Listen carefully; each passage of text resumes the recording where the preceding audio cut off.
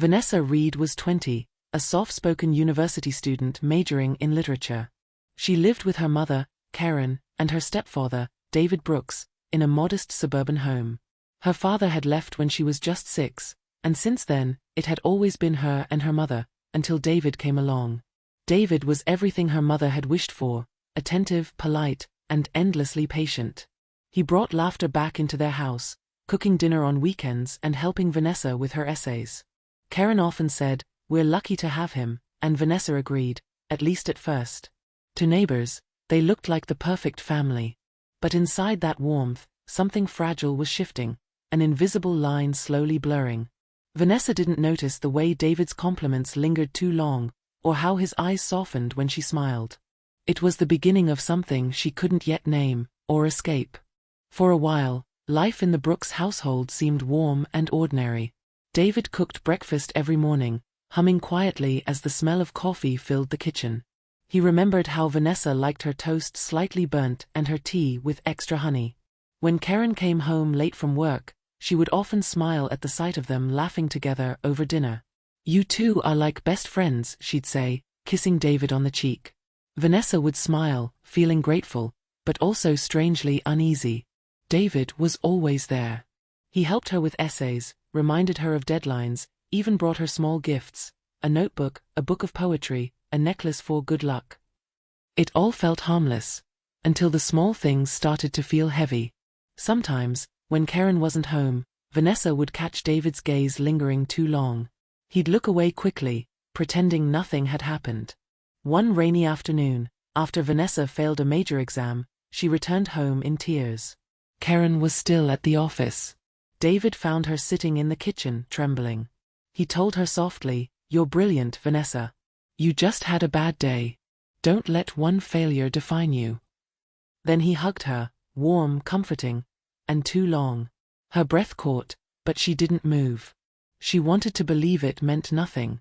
Later that night, her phone buzzed. A message. "You're special, Vanessa. Don't let anyone make you feel small."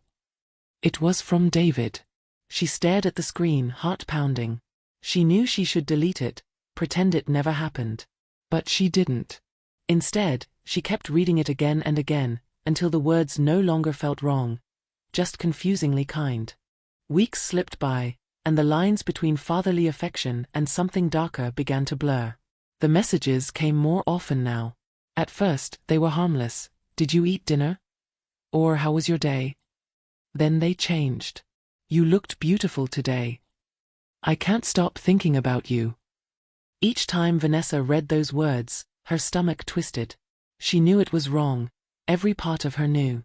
Yet, when she looked at David, she saw someone who actually noticed her, who cared when she spoke, who listened without judgment.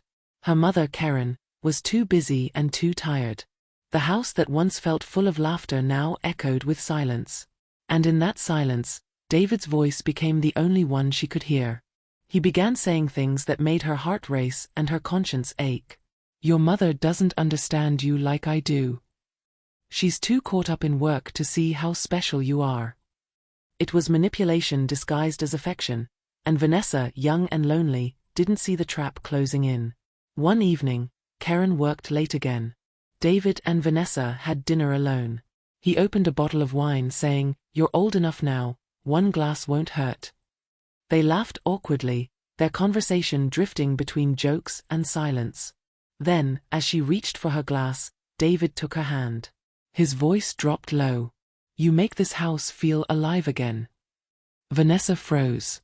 The warmth in his touch burned instead. Her heart pounded. "Don't," she whispered, but he didn't move away. That night, she lay awake, guilt pressing down on her like a weight. She hated herself for not screaming, for not running. But somewhere deep inside, the need to be loved made her weak. Soon, they began meeting secretly, a park, a cafe, a quiet corner of the city. She told herself it wasn't love, but she didn't know what else to call it. Until her 22nd birthday. David gave her a silver bracelet and whispered, "I love you. I'm leaving your mother. You belong with me." Tears streamed down her face as he kissed her, a moment that felt like both a dream and a nightmare. The next morning, Karen came home early to find a note on the table. David had filed for divorce. And just like that, the family that once seemed whole shattered into silence, leaving Vanessa standing in the ruins of her own heart. At first, the new apartment felt like a dream. It had everything David promised: a skyline view, a balcony full of light, and closets overflowing with new clothes. He called her his world, and told her she was finally free, finally loved. But freedom quickly turned into something else. David began watching her, not with affection but suspicion. Who were you texting? Why are you wearing that dress? Do you really need to see your friends again? At first, Vanessa laughed it off. You're being silly, she'd say. But his eyes, once soft, had grown sharp, like glass about to break. He started checking her phone while she slept. He deleted contacts he didn't like. When she protested, his tone would shift from tender to terrifying. I just love you too much, he said one night after slamming a door so hard it cracked the frame. I can't stand the thought of losing you. Vanessa began to live in quiet fear. Every step, every word, felt like walking on broken glass. When she wanted to visit her mother, he said, she poisoned your mind against us. When she mentioned missing her old friends, he snapped, they only pity you. Soon, she stopped arguing. She stopped laughing. She even stopped painting, the one thing that used to bring her peace. Each day, she faded a little more. The mirror no longer showed the bright, curious girl who once dreamed of love. It showed someone smaller, someone trapped, someone who believed she deserved this because she'd chosen it. Then, one night, everything broke. An argument started over something small, a text from her college friend, a message that simply said, "Hope you're doing okay." David's face twisted in rage. He shouted, grabbed her wrist, then froze, as if realizing what he'd become. I'm sorry, he whispered. You make me crazy, Vanessa. I can't lose you. But this time, his apology didn't reach her heart. Something inside her had already snapped. When he fell asleep, she packed a small bag, no jewelry, no clothes, just a few old photos. And she walked out. She didn't know where she was going, until she found herself standing in front of her mother's house. When Karen opened the door, she didn't speak. She didn't need to. Both women stood there, tears falling freely, one mourning the years lost to betrayal, the other mourning the girl she used to be. And for the first time in years, Vanessa let herself be held. Not by control, but by love that asked for nothing in return. The days that followed were heavy and still. Vanessa stayed in her old bedroom, the walls lined with childhood posters, the faint smell of lavender from her mother's laundry softener. It was both comforting and unbearable. She barely ate. She barely spoke. Her mind played the same scenes again and again, the messages, the nights of secrecy, the lies she had told to protect a man who never protected her. Karen didn't push. Every morning, she'd quietly leave a cup of tea by the door. Sometimes soup, sometimes a note that said only "I'm here."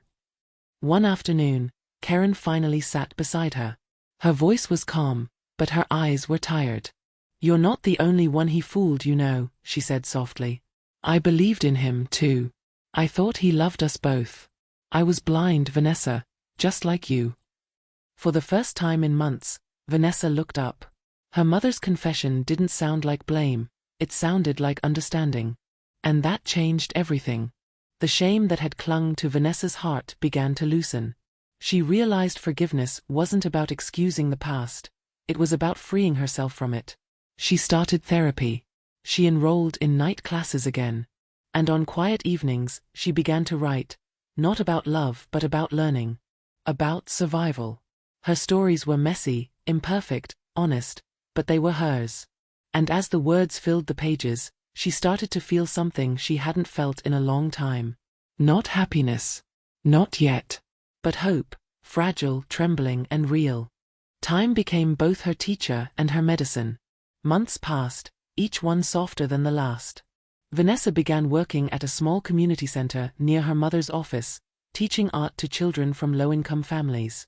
The first day she held a brush again, her hands trembled, not from fear, but from remembering what creation felt like. It wasn't about beauty anymore, it was about healing. The children adored her. They drew suns that were too big, skies that were too blue, and hearts that took up half the page. Through them, Vanessa learned that innocence could survive even after pain, and maybe so could she. Karen visited sometimes, sitting quietly at the back of the classroom, watching her daughter come alive again. The walls that grief had built between them were slowly replaced by laughter, inside jokes, and shared dinners. A few months later, one of Vanessa's drawings, a charcoal sketch of a girl standing in the rain, her face lifted toward a faint beam of light, won first prize in a local art competition. Karen was there, sitting in the front row, her hands clasped tightly. When Vanessa's name was announced, she walked onto the stage with steady steps. Their eyes met across the room. They didn't need words. Their smiles said everything. We survived. Weeks later, at the grocery store, Vanessa turned down an aisle and froze. David was there, older, thinner, his face lined with exhaustion. A young woman stood beside him, laughing too loudly, holding his arm. For a moment, the past tried to whisper, but it had no power anymore. When his eyes met hers, David hesitated, waiting for tears, for anger, for something. Instead, Vanessa simply nodded. A calm, polite nod. Then she walked away. That evening, she sat by her window with a cup of tea and her journal. The city outside buzzed with life, but inside, it was peaceful. She wrote slowly, carefully, as if each word were a promise to herself. I once mistook control for love. But love never cages, it frees. And for the first time, she felt it completely, not just in her mind but in her bones. She was free. A year later, Vanessa stands on a small stage at a youth center, her voice steady, her eyes bright with quiet strength. The audience is filled with young faces, some hopeful, some broken, all listening. She begins softly, I used to think love meant sacrifice, that if it hurt, it was proof it mattered. But real love doesn't destroy you to feel alive. It helps you become who you're meant to be. She pauses, looking down at her notes, then up again. Sometimes, love starts with a wound. But that wound, it teaches you where to build stronger skin. Applause fills the room. Among the crowd, Karen watches her daughter, tears glistening, not from sadness but pride. After the event, Vanessa steps off the stage and walks straight into her mother's arms. Thank you, she whispers, voice trembling. For what? Karen asks gently. For forgiving me when I couldn't forgive myself. They walk home together afterward, hand in hand. The streets glisten from a recent rain, and the clouds begin to part, revealing a soft, golden light. As they walk, Vanessa's voice drifts like a quiet narration, a reflection of everything she has learned. The past doesn't define you, it refines you. You can't rewrite your story, but you can choose how it ends. She glances up at the clearing sky, breathing deeply, feeling light for the first time in years. And then, the final question lingers, not just for her, but for everyone listening. What would you do if the person you loved turned out to be the one who broke you? If you enjoyed this story, please like, comment, share, and subscribe for more emotional English stories.